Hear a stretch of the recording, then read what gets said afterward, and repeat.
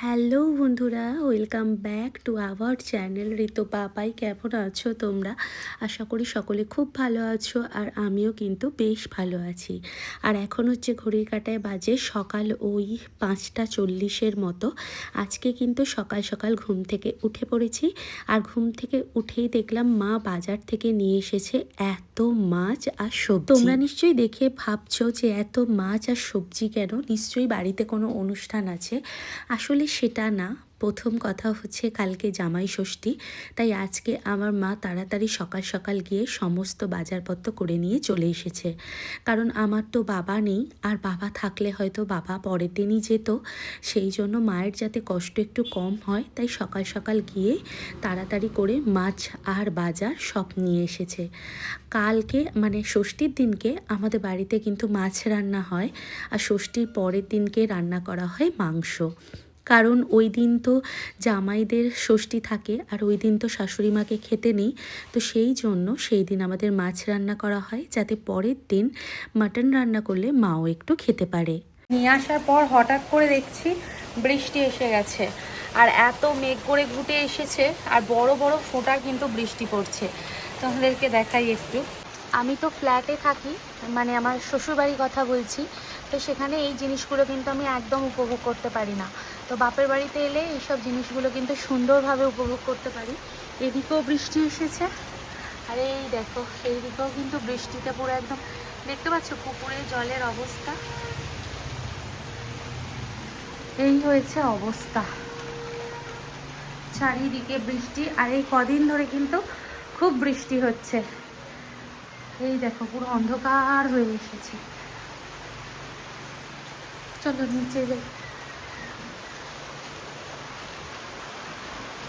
সকাল থেকেই তো দেখলে আমাদের এখানে প্রচণ্ড পরিমাণে বৃষ্টি হচ্ছে, আর এই বৃষ্টির জন্য পুরো অন্ধকার হয়ে নেমে এসেছে।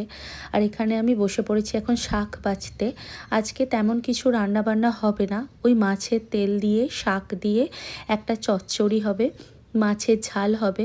কারণ এই জামাই ষষ্ঠীর জন্য 3-4 দিন ধরেই বাড়িতে অনেক কিছু রান্নাবান্না হয়, তাই একটু সিম্পল খাওয়া দাওয়া হবে আজকে। জানো, তুমি তোমার জীবনেতে যতই নিজের মতো করে থাকার চেষ্টা করো না কেন, পৃথিবীতে কিছু মানুষ থাকে যারা অপরের পিছনে খোঁচা না দিয়ে একদম শান্তিতে থাকতে পারে না।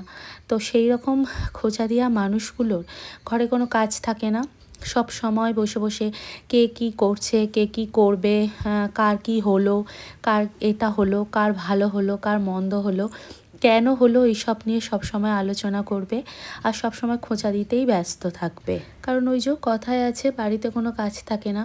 কিন্তু বিশ্বাস করো, আমার এই অবস্থাতেও, মানে আমার এই কনসিভ অবস্থাতেও আমি বাড়ির মধ্যে একা থাকি।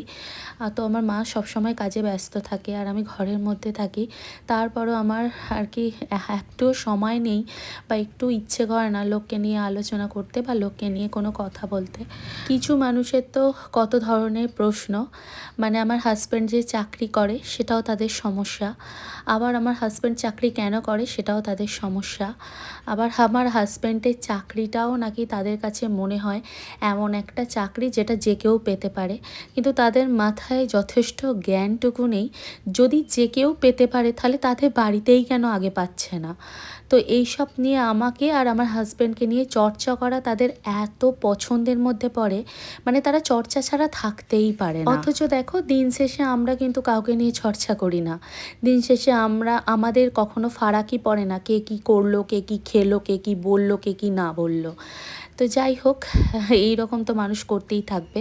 গ্রামাঞ্চল তো, গ্রামাঞ্চলের মানুষের একটু স্বভাব চরিত্রটাই এমন, ঘরের খাবে আর পরের মোষ তাড়াবে। তো যাই হোক, আজকে ছিল ষষ্ঠীর দিনে সকালবেলা রান্নাবান্না করতে বসিয়ে দিয়েছি, কারণ আমার মায়ের শরীরটা খুবই খারাপ, মানে জ্বর মতো এসেছে। তো সেই জন্য ভাবলাম আমি যতটা পারি ততটা আর কি এগিয়ে রেখে দিই।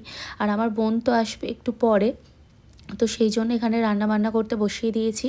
আর সকালে টিফিনের জন্য এখানে ছোলার ডাল, লুচি হচ্ছিল, আর তার সঙ্গে মিষ্টি ছিল, দই ছিল, তার সঙ্গে মুরগি ছিল, চিঁড়ে ছিল, মানে যা যা থাকে ফলারের মধ্যে সব কিছুই কিন্তু জোগাড় করে রেখেছিল মা। আর এখানে হচ্ছে আমি ওইদিকে রান্না একটা বসিয়ে দিয়ে এসে আর এদিকে দেখছিলাম মা আর কি কত কী করেছে। তো যাই হোক, এখন দুপুর হয়ে গেছে। দুপুরবেলা খাওয়া দাওয়ার মেনুতে দেখো মাছের মাথা দিয়ে শাক চচ্চড়ি, আলু ভাজা, বেগুন ভাজা, করলা ভাজা, ইলিশ মাছের ঝাল, পটল পোস্ত, আর এখানে হয়েছিল কাতলা মাছের দই কাতলা, আর সঙ্গে আর ডাল হয়েছিল। ডালটা কিন্তু সম্পূর্ণ ভেজ ছিল।